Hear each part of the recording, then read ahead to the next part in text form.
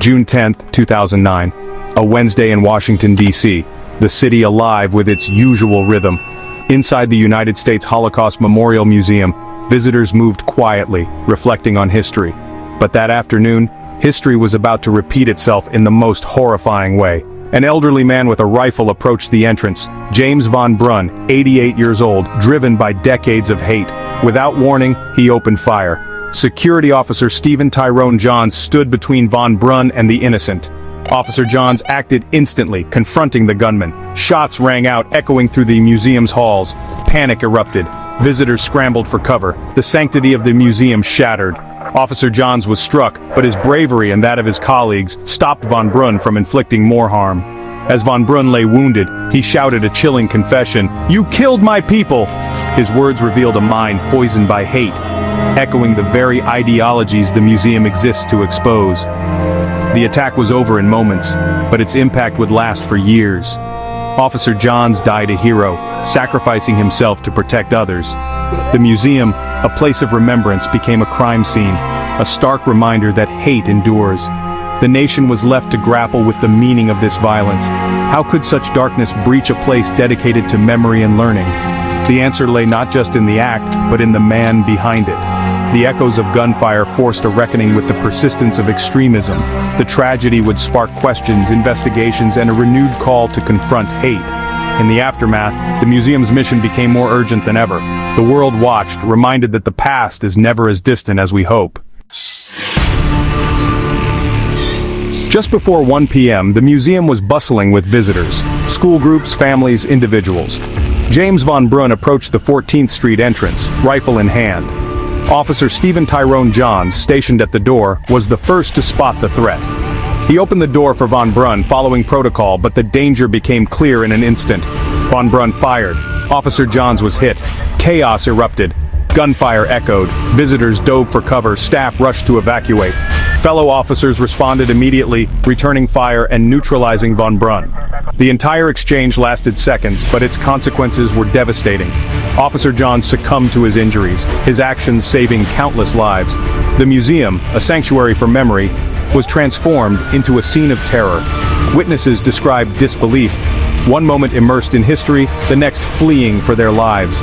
Sirens wailed as emergency services converged. The shooter, critically wounded, was taken into custody. The immediate threat ended, but the shock and grief had only begun. How could a place dedicated to fighting hate become its target? The answer would emerge in the investigation that followed. Officer Johns' sacrifice became a symbol of courage. The museum's mission to remember, to educate, suddenly felt more urgent. The attack was a brutal reminder. Hate can strike anywhere, even in places built to confront it. The city and the nation mourned a hero and faced hard questions about the persistence of extremism. Who was James von Brunn? Not a shadowy figure, but a man with a long public history of hate. Born in 1920, he spent decades immersed in white supremacist and anti-Semitic circles. He authored hate-filled books, maintained a website, and openly denied the Holocaust. His beliefs were not hidden. They were broadcast for anyone willing to look.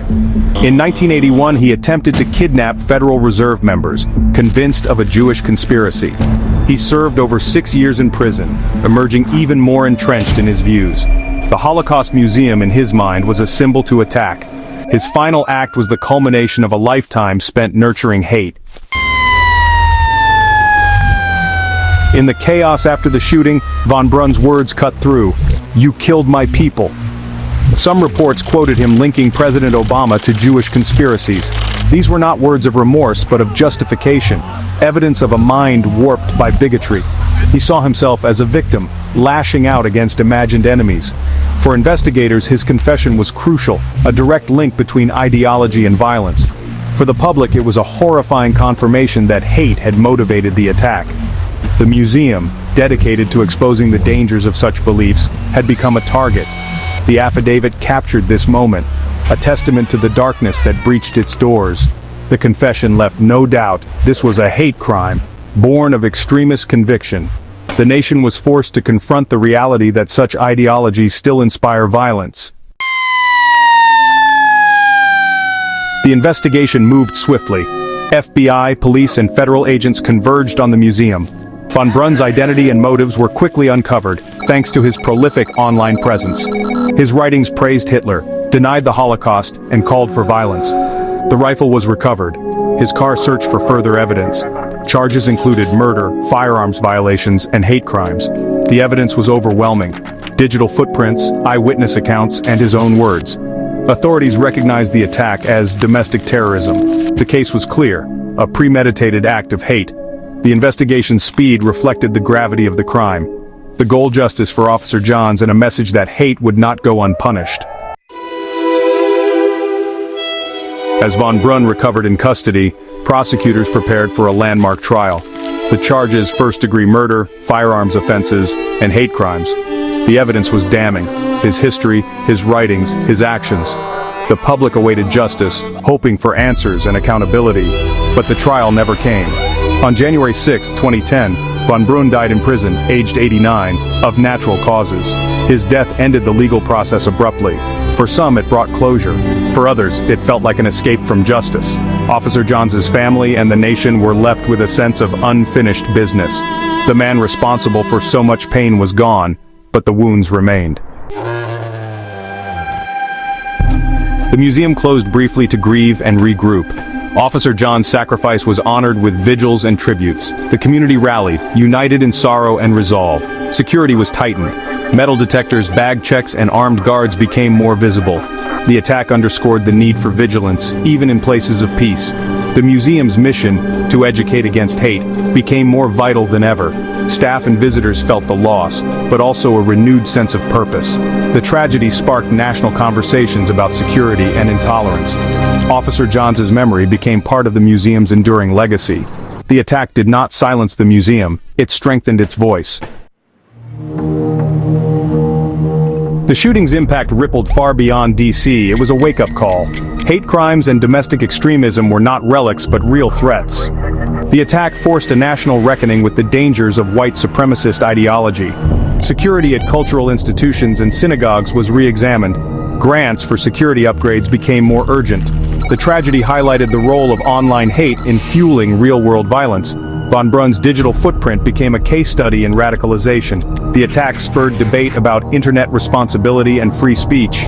The museum shooting was not just physical violence, it was an assault by ideas. The nation was challenged to respond, both online and off. The story of von Brunn is a stark reminder.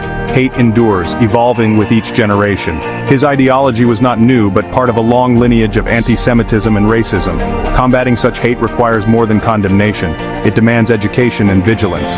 The Holocaust Museum's mission is more urgent than ever: to teach, to remember, to resist. Society must foster critical thinking and inclusive communities to counter extremism. The digital age amplifies hate but also offers tools for empathy and connection. Preventing future tragedies means supporting institutions that preserve memory and truth.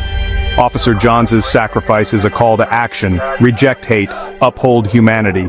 The fight against intolerance is ongoing, a shared responsibility. Only by confronting hate together can we hope to build a safer, more just world.